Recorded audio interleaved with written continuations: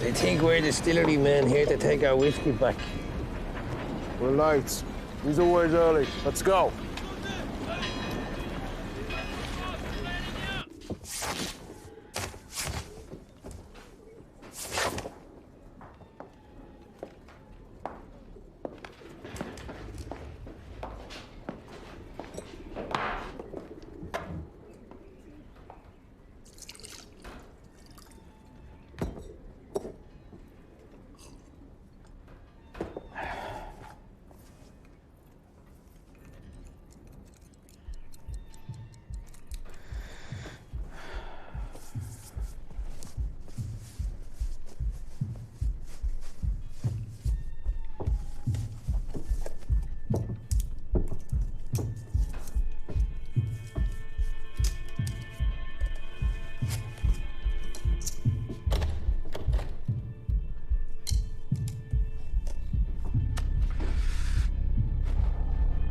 There will be a war, and one of you will die, but which one I cannot tell.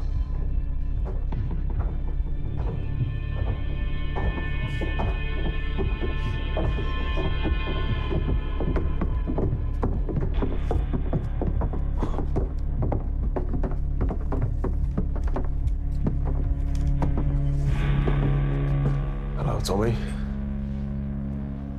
There's a man out there having his face stitched back up. That was a misunderstanding. Hello, Michael.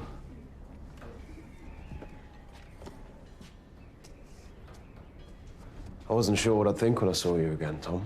Oh, yeah? What do you think? Since my mother passed away 4 years ago, Tommy and I haven't even spoken. Well, we've both been very busy. You've been too busy to punish the people who killed her. You know, Michael, when you're dealing with a very powerful enemy, taking revenge sometimes requires time. You have to pick your moment. That moment will come.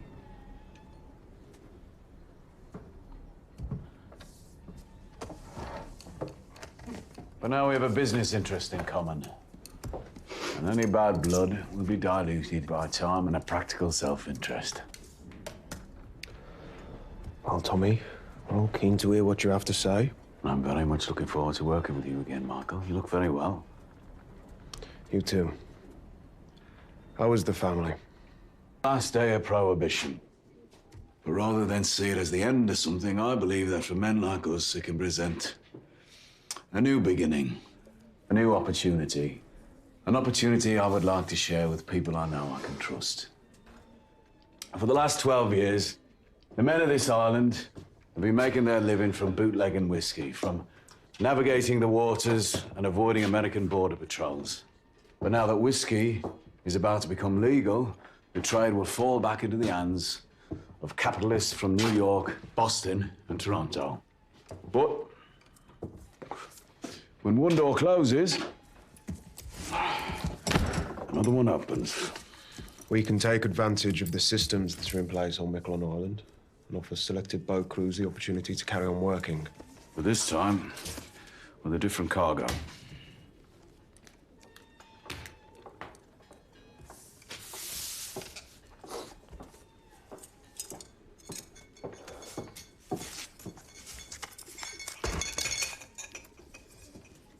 You want me to pour? No.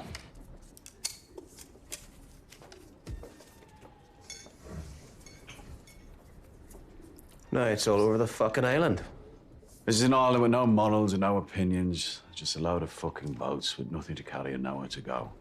The reason why Miquelon was used to run whiskey in the first place is because it sits outside the territorial waters of both America and Canada.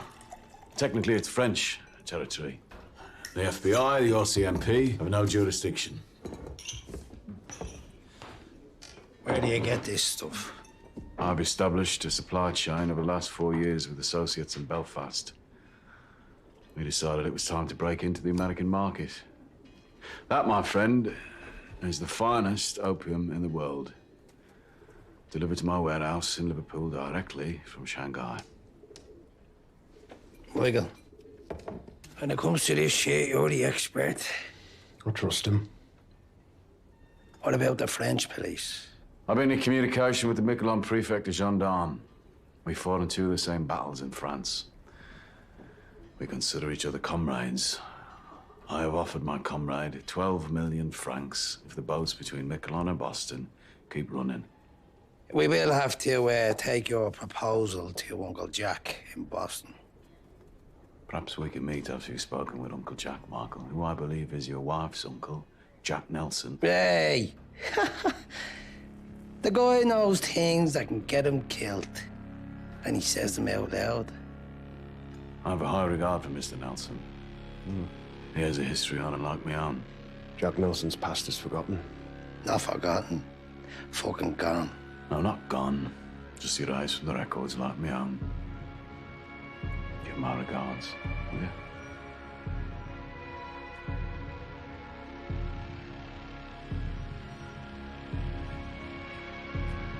You haven't touched your drink, Tom.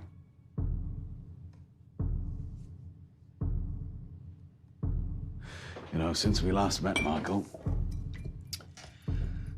well, I've become a better man. I now realize that whiskey is just fuel for the loud engines inside your head. That's yourself on. What is this guy, a fucking poet? Huh? Oh, I do read poetry, but I don't yet write it. They say the fog is gonna get worse.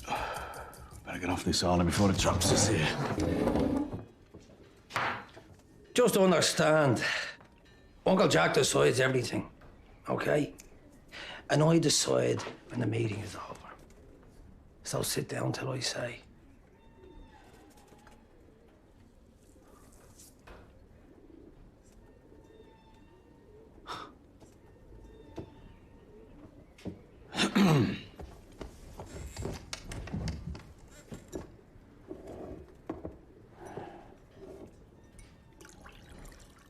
My fire.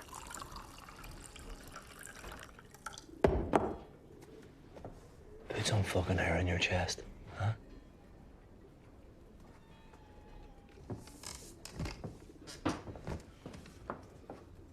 Good boy.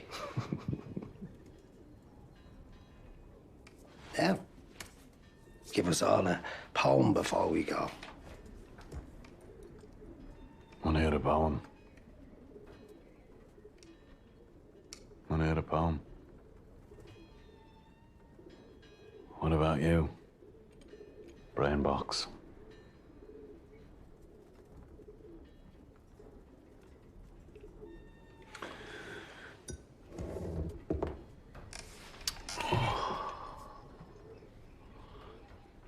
I was angry with my friend.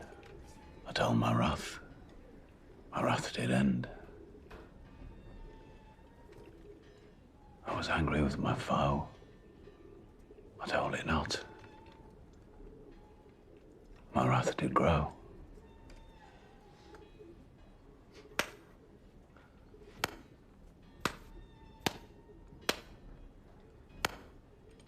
It's from The Poison Tree by William Blake. You won't have heard of him.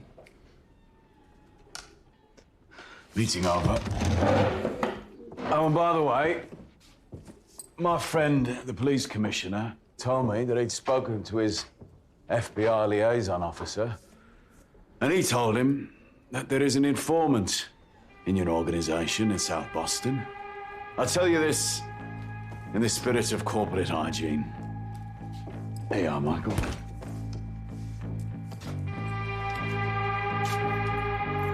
Beware the man with the bleeding heart tattoo, with Mania written in red. You have a good day, gentlemen.